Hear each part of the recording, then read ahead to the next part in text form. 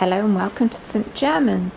In this video we'll take you on a quick tour around the village and include at least 4 fabulous facts about St Germans, taken from an online walk and some of our books that we have brought with us.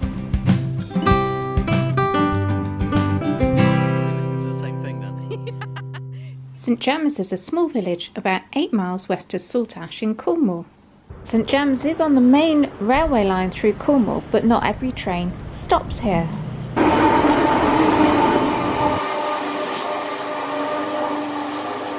feel like we've been here before. We have. You got your brolly? No, not this time. Sarah, we've got 1 hour and 32 minutes. Why that amount of time? Before we've got to leave to catch a train home. Oh, okay. So we're going to show you 4 fascinating things about St Germans. Now, when we did this research, the reason we thought we'd come back... Oh, I can't open the gate. Hang on. Oh! There we go. I've done it. I've learnt how to open gates. So one of the things we read about St Germans, there was a guy here who sold his wife for £1. He had the right idea, didn't he? What are you saying? We're in the way now. Don't know if I get £1. Anyway, because of that story, we felt we had to come back here. The funny bit about that is that it went before a judge in Bodmin, and the judge in Bodmin said, hang on a minute, you can't actually do that, mate. No, you can at least £2. No, wrong story. So this is the old station, it's now a house. Yes. And in their garden and roundabout, sorry I'm being pulled by the dogs, there are various old carriages they've done up, and you can let as a holiday home for a week, whatever. So we did a quick Google search for a walk that would take us through St Germans, and the walk we're going to do today, it's a walk that was produced by St Germans Rail Users Group. However, we found it a little bit confusing, so what we're going to do is just walk from the station and go down towards the Elms houses. It's literally just straight down the hill, but we will be using some of the guidance from that leaflet. So we haven't walked far, the station is just up there, and this little road is called Nut Tree Lane as far as we know. It's a lovely name, isn't it? It is, isn't it? Yeah. So we found a story about Nut Tree Lane. There's meant to be a nut tree here, but we've looked around, can't see one. And it goes along the lines of, there was a mock mayor elected in St Germans on the 29th of May. Now, mock mayor was somebody that was mayor for the day and can make up silly rules, basically. Sounds like fun. And he was usually plied with a lot of ale, and on receiving the office was mounted on a wainer cart and drawn around the famous walnut tree at the foot of Nut Tree Hill, which is here, where he proclaimed his jurisdiction over the ancient borough for the ensuing year. Right. Can I be mock mayor, please? So they seem to have taken the drunkest person in the village and then got them to come up with like loads of suggestions on things that they could actually put into law for the next year. What would you bring in? Free chocolate every day of the week. Oh, I was going to say free Easter eggs. Are we just hungry? I think we're just married too long. Fair enough. Our next fascinating fact is across the road. These are the police houses, and they were lived in by the sergeant and maybe a few other people that were in the cells from time to time. So these were built at the same time as the station, wasn't it? So obviously with the railway coming through here, must have been, you know, new trades, more people living here. They felt they needed a police station here. Yeah. It's a beautiful building actually, isn't it? It also tells us it's the beginning of Cornwall Constabulary, 1859. Oh, okay.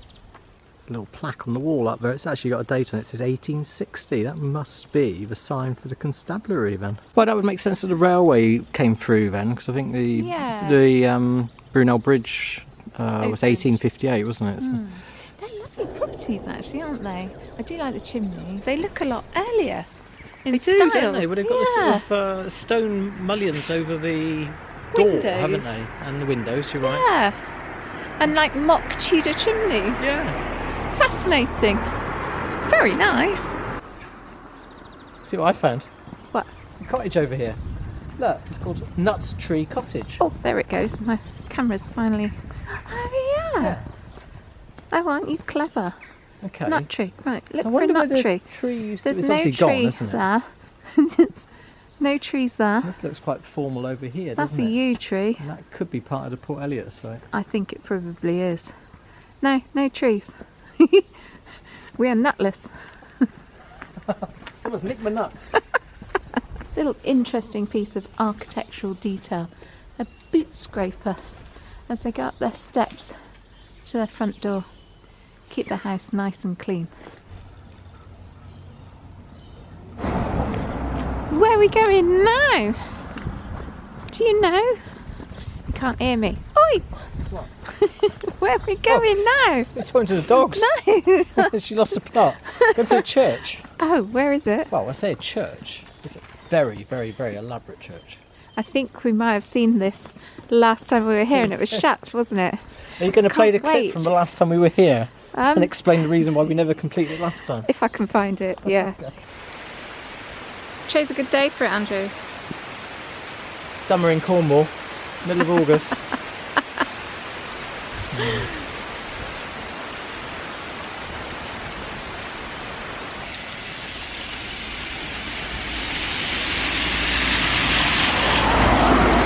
Oh, I thought I was going to get soaked then. We're going to get wet. Have you seen how quickly this has built up? Look at it.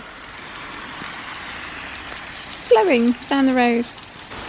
Should we go home? Let's go home. I think we're losing the light. Camera's struggling. Here it is. Church is quite easy to spot really, aren't they? It's massive, huge. Wow. That is a substantial building.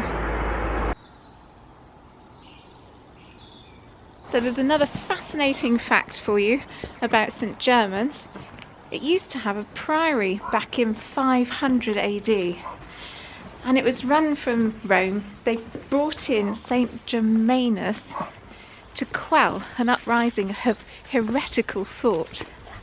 And this is the result. So they built a priory. It's now no longer here and it's a site that Port Eliot House now sits on. The church is what's left from there. It's not the church that was originally built. It's the third version of a church that was started in the 11th century, 12th century, completed in 1261 I believe, something like that, consecrated about then. So this is a really old building. It's obviously had lots of renovations over that period as well since then. Can't wait to get inside.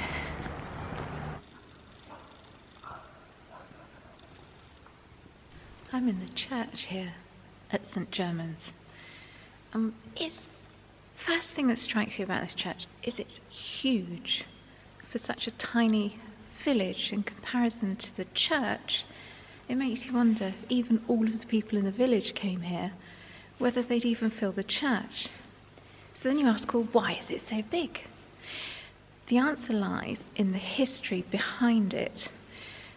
This has been a site of religious worship for 1500 years, something like that. So back in 500 AD, there was a priory where Port Eliot House is now, and this was the church. Not only was it the church, it was actually the cathedral. So Saint Germanus was here at that sort of period, and he came here because there was felt to be a heretical select group of people here, and they were called the Pelagians and the Picts. So he was sent by the Pope to come here, found a priory, and to quell this heretical group of people. From there, this became the Cathedral of Cornwall, which is why it's so big. You can't see it now because I'm in the sun. That sun is beautiful. As it stands today, this church was started in the 12th century and completed in 1261, and that's when it was consecrated. It is so big, I still can't get over it. There's no pews, is there? There's no bench ends. It's just chairs. So over the course of its history, it's been changed multiple times. Walls have been taken down, roofs have been raised, and all sorts of things have happened to it. But the one interesting thing that I want to point out to you is a window at the top of the nave or the chancel. It's a stained glass window that was meant to have been designed by William Morris at the turn of the 20th century and is absolutely beautiful. So I'm not a particularly religious person, but I know that that window is exquisite, the art in it alone. I can appreciate that, and I know it's the saints and what have you, but it's worth coming into this church for that. Now let me show you this. There's a wonderful story behind this object over here. This is an old chair, and underneath the seat is a carving. Can you make that out? There's a man here with his dogs and his catch that he's killed on a game hunt. This is meant to serve as a warning to anybody that goes and does anything on a Sunday, the Sabbath day. This is depicting a friar, and he was actually in charge of the Priory at one stage. Prior Dando, he wasn't doing what he was meant to do. He wasn't adhering to his vows. He was participating in parties, he was getting drunk, he wasn't celibate. He was a little bit naughty, but he was a very popular guy. In particular, he liked going out hunting, and he decided he'd go and do this on the Sabbath. Halfway round, he got thirsty. He drained his own flagon of wine, and he asked other people, "Can I have a drink? I need a drink." And after draining their flagons too, he was still thirsty, and he called upon, "I will have a drink, let me have a drink, the devil bring me a drink." Well, a stranger came forward with a flagon. He drank deeply of this flagon, and it tasted so good. He said it was like nectar of the gods. After draining this flagon, he was taken by this stranger on his horse, and they charged through water, blazing a trail as they left, and he was never seen again. And it's thought he was the devil, and he's meant to haunt this place. In St. Germains Church stands to this day the chair, and all who doubt the truth of this tradition may view the story carved in enduring oak. They can sit in the chair until their faith is so far quickened that they become true believers. So it's there as a lesson to all of us, really. Brilliantly done.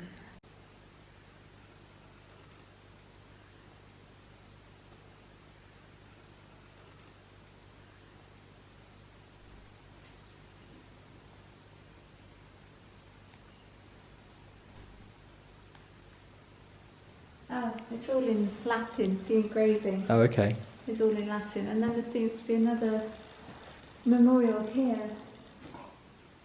Gosh, Susan, Countess of St. Germain. Oh, okay. This is a fascinating church, even just as a building. Well, because it's so old, there's so much history here, isn't there?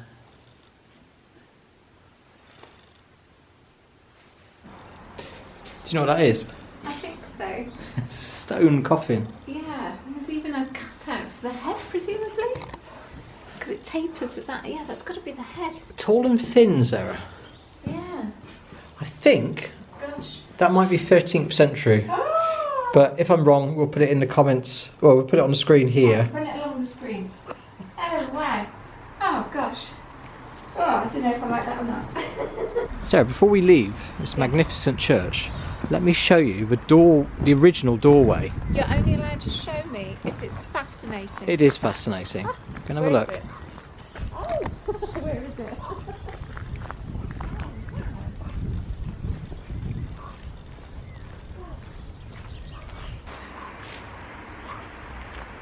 That's incredible. So it's got like 7 arches, all carved, quite delicately carved. It's beautiful.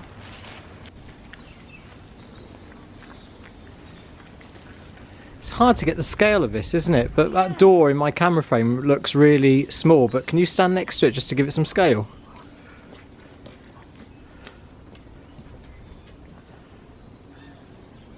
So they have a zigzag patination on them. It's just amazing.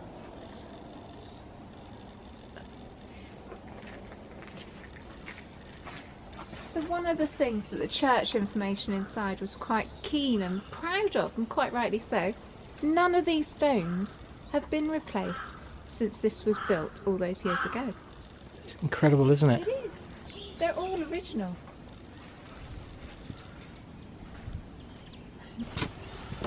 Look at that. That is huge. What's it meant to be? Well, I think it might be fish. Oh yes, Yes. there's an eye. Yeah, it is, isn't And there's their fins. Yeah. Yeah, you inspecting it too. And there's another one. They're like eels. Oh, would that be because of the bounty of the river? Possibly. I don't know. All the fishes, the loaves and fishes. Just finally before we leave, have you seen the towers? Yeah, they're so tall. Yeah, but they're two different shapes. Have you noticed? The one on the left, over there, Octagonal. I believe it's octagonal. Yeah. The one on the right is square. Didn't it say inside that originally they were both octagonal? Oh, okay. So the one on the right is newer then? It's been replaced. A Victorian renovation. It looks sort of Norman, doesn't it? Oh, I don't know. It feels like a cathedral, doesn't it? It is the thing I'm going to take away with that I feel so small. So I think the guide tells us that the old post office was opposite the church. Is that our next fascinating Shall we see if fact? there's anything that still survives from the old post office? Yeah, okay. go on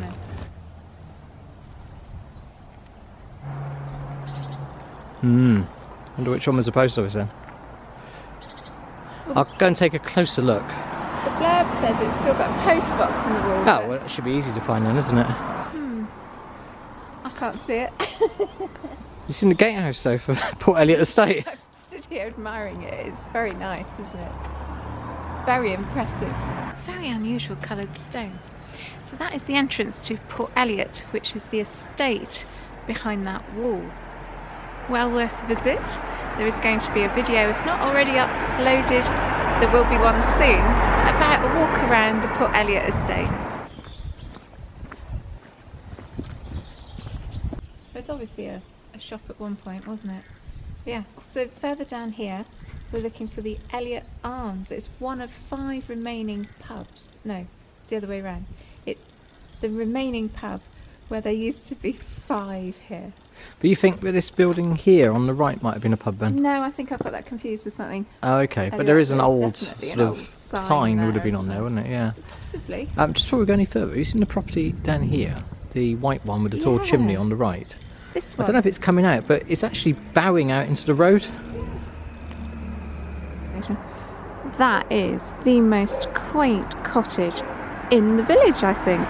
Merryweather Cottage. The door is a stable door, and there is even a lantern beside the door. It is all so in keeping. They're really playing on that cottage theme, aren't they? It's just so cute. The width of the chimney breast as well. Yeah. Beautiful. I think that's great.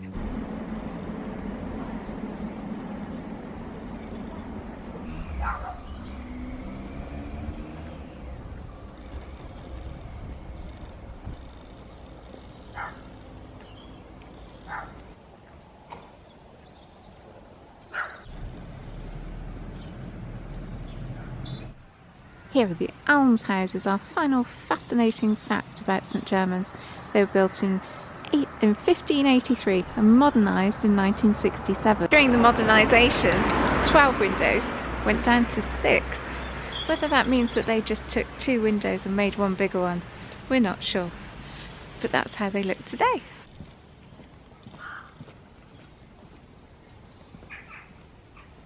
So we haven't got long. We are outside the Port Eliot Estate here, and I just want to take you back to the beginning of the video. In this book it tells us the story about wife selling, and it says as recently as 1853 a husband of St Germans sold his wife to a labourer living near Bodmin for £1 and wrote out a certificate to that effect, but the registrar at Bodmin refused to marry the new couple and warned them that any attempt to proceed would render them liable for transportation. So if there is any husband out there thinking of selling their wife for £1, beware, you will be transported. I love that story. Well done. There's your tip. £1? Yeah. I'm selling you for £1. I'm off to Australia. See ya. Putting the book away. Yeah. Can I have my pen back? No. Did you really think I'd give it back to you? Shouldn't have done that, should I? Could you want £10? Change out of that quid. Did you just do that? You Sorry. said, can you get any change out of that £1? Cheeky. Have you enjoyed your walk around St Germans today, Sarah? Our quick flash through St Germans, giving you some fascinating facts about St Germans. We have now got to fly back to the station to catch our train. We've got 16 minutes to get back to the station to catch our train. Oh. Will we do it? Yeah, no problem. I hope so. It's a long walk home otherwise. Thanks for joining us today. If you've enjoyed our little stroll around St Germans, and give us a thumbs up. If you haven't done so already, please consider subscribing. It's free on YouTube. And if you have enjoyed the video and you've got anything to add to the video, pop it in a comment. Love getting your comments. But for now, we're going to sign off, aren't we? Bye! Bye!